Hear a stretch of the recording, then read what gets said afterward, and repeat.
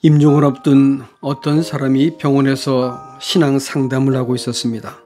평소에는 그럭저럭 교회를 다녔지만 막상 시한부 생명을 선고받고 나니 비로소 죽음 이유가 현실로 다가왔고 자기가 가진 믿음에 대해서 확신이 없었던 것입니다. 마침 신방을 온 목회자와 구원의 문제를 위해 상담을 요청했습니다.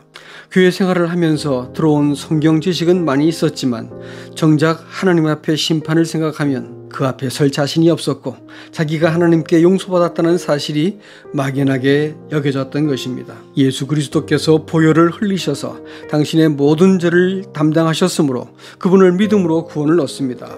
예, 저도 그렇게 믿고 있습니다. 그런데 막상 죽음 앞에 서고 보니 제가 죽음을 맞을 준비가 전혀 되어 있지 않다는 사실을 알게 되었습니다. 사실 병들기 전에는 생각해보지 않았는데 죽는다고 생각하니 천국에 들어갈 확신이 서지 않고 평안이 없습니다.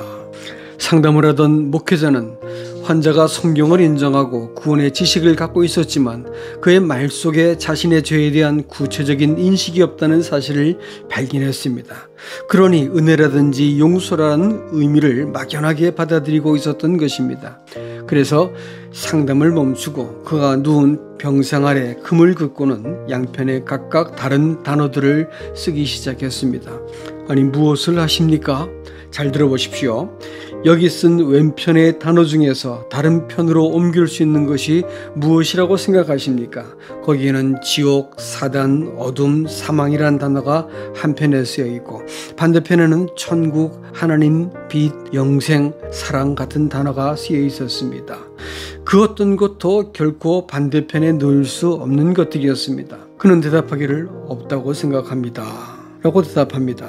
그때 전도자는 분명히 그렇게 생각하십니까? 예. 이와 같이 왼편에 있는 죄인들도 결코 스스로 오른편으로 건너갈 수 없습니다. 죄인을 들어 오른편으로 옮길 수 있는 분은 오직 예수 그리스도밖에 없습니다. 그렇다면 당신은 지금 어느 편에 서 계십니까? 그는 한 번도 이런 식으로 생각을 해본 적이 없었습니다. 오랜 침묵이 지난 후에 그는 한숨을 푹 내쉬었습니다. 그리고 이렇게 말했습니다. 저는 지금껏 잘못된 편에 서 있었습니다. 비로소 그는 지금까지 왜 그렇게 죄에 대해서 무력하고 하나님에 대해서 관심이 없고 무감각했는지 알게 되었습니다. 분명하게 죄로부터 돌이키고 예수 그리스도께 속한 적이 없었던 것입니다. 여러분, 죄란 피조물이 하나님에 대해서 반역하고 자기의 뜻과 기준으로 맞선 것이기 때문에 죄인이 아무리 제 편에서 진지하고 바르게 살려고 노력을 해도 결국은 자기가 옳다는 것을 강변하는 것에 불과하다는 것입니다. 오히려 자기가 선하게 여긴 것이 바로 죄가 되는 것입니다. 그러므로 지금까지 하나님의 뜻과 무관하게 살아온 삶 자체가 잘못되었다고 고백하기 전까지는 어떤 것도 선일 수 없습니다.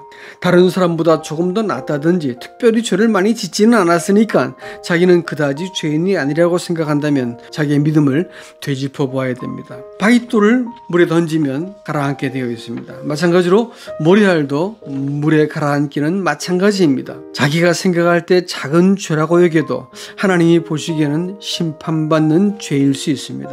죄란 도덕적인 잘못 이전에 하나님에 대한 사람의 입장을 갖는 것에서부터 시작되었기 때문입니다. 곧 에덴 동산에서 선악과를 취한 것은 다름 아닌 자기가 선과 악의 기준이 되려는 것이었습니다. 그래서 아담은 자기의 잘못에 대해서 하나님께 사과를 드리지 않았던 것입니다. 도리어 하나님이 저 여자를 주었기 때문에 자신이 따먹었노라고 항변하면서 책임을 오히려 하나님께 돌렸습니다. 그러니 사람은 하나님과 함께 그 에덴 동산에 거할 수 없었기 때문에 추방이 된 것이었습니다.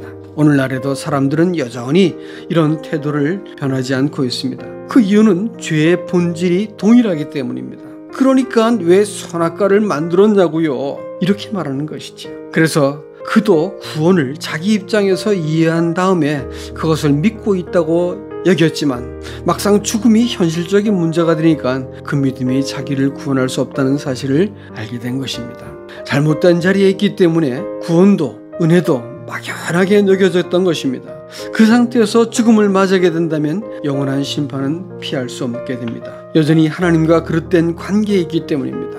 오직 자신이 잘못된 자리에 있었던 죄인인 것을 인정해야 하나님께서 베푸신 구원이 비로소 보이고 그 구원을 받아들일 수 있다고 하는 사실입니다. 마가복음 2장 17절 말씀은 예수께서 들으시고 그들에게 이르시되 건강한 자에게는 의사가 필요 없고 병든 자에게라야 쓸데있느니라. 나는 의인을 부르러 온 것이 아니요 죄인을 부르러 왔노라 하시니라.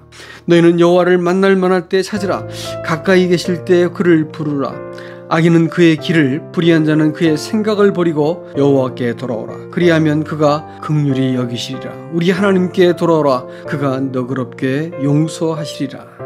여러분 어떻습니까? 오늘 이 복음의 말씀을 들으시고 예수 그리스도를 개인의 구주로 영접하실 수 있기를 주님의 이름으로 축복합니다.